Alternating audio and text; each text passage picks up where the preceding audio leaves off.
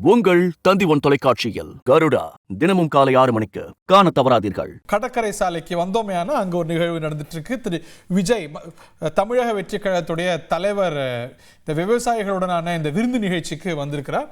அந்த காட்சிகளையும் நம்ம பனையூர்ல இருந்து பார்க்கிறோம்.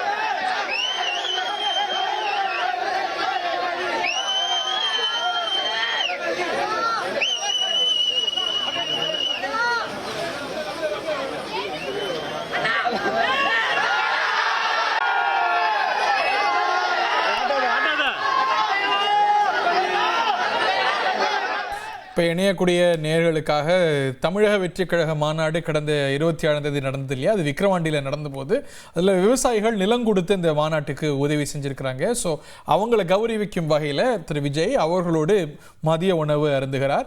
நம்முடைய செய்தியாளர் ரமேஷ் இணைகிறார். அந்த மாநாட்டுக்கு பிறகு திரு விஜய் கலந்து கொள்ளக்கூடிய முதல் முக்கிய கூட்டம் இல்லையா? நடுவில் இந்த 26 தீர்மானம் போட்டாங்க. அந்த நிகழ்வு நடந்தது. அஃப்கோர்ஸ் இந்த நிகழ்வு பற்றிய மேலும் விவரங்களை சொல்லுங்கள் ரமேஷ். வணக்கம். தமிழக வெற்றி கழக மாநாட்டுக்கு நிலம் கொடுத்த விவசாயிகளுக்கும் நிலம் உரிமையாளர்களுக்கும் நடிகரும் தமிழக வெற்றி கழகத்தின் தலைவருமான விஜய் இன்று விருந்தளிக்கிறார். மேலும் 250 மக்களையும் நேரில் சந்தித்து நன்றியும் தெரிவிக்கிறார்.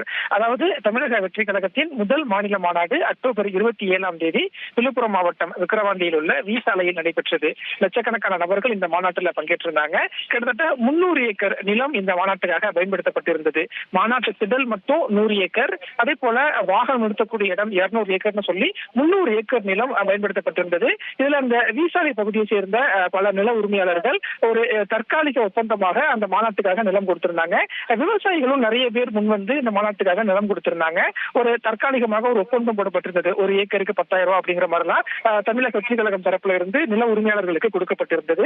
இந்த சூழல்ல தான் நிலம் கொடுப்பதற்கு முன்வந்திருந்த அந்த நில உரிமையாளர்கள், விவசாயிகள் மற்றும் அவருடைய குடும்பத்தினரை தமிழக வெற்றி கழக தலைவர் விஜய் இன்று நேரில் சந்தித்து நன்றி தெரிவித்து வருகிறார். 250 பேருக்குமே மதியம் விருந்து ஏற்பாடு செய்யப்பட்டிருக்கிறது. சைவ விருந்தாக ஒரு விருந்து ஏற்பாடு செய்யப்பட்டிருப்பதை பார்க்க முடிகிறது. ஒவ்வொரு பேரையுமே தனித்தனியாக சந்தித்து புகைப்படம் எடுத்துக் கொள்கிறார். அதே போல ஒரு அரை மணி நேரம் ஒவ்வொருவரிடமும் ஒரு கலந்துரையாடல் இருக்கும் என்றும் தமிழக வெற்றி கழகம் தரப்புல தெரிவிக்கப்பட்டிருக்கிறது. ஏற்கனவே 27ஆம் தேதி நடைபெற்ற மாநாடு என்பது தமிழக அரசியல்ல ஒரு விவாதமாக மாறியது. அதற்கு பிறகு விஜய் தரப்புல ஒரு செயற்குழு கூட்டம் நடத்தப்பட்டு அதுல பல்வேறு அரசியல் சார்ந்த தீர்மானமும் நிறைவேற்றப்பட்டிருந்தது. அதனுடைய அடுத்த நகர்வாக இப்போது நிலம் கொடுத்த உரிமையாளர்களையும் விவசாயிகளையும் விஜய் நேரில் சந்தித்து நன்றி தெரிவிக்கக்கூடிய ஒரு நிகழ்வு தான் இன்றைய தினம் பனையூரில் இருக்கக்கூடிய தமிழக வெற்றி கழகத்தின் தலைமை அலுவலகத்தில் நடைபெற்று வருகிறது. நன்றி ரமேஷ், தேங்க்யூ வெரி மச். உங்கள் தந்தி ஒன் தொலைக்காட்சியில் கருடா தினமும் காலை 6 மணிக்கு காண தவறாதீர்கள்.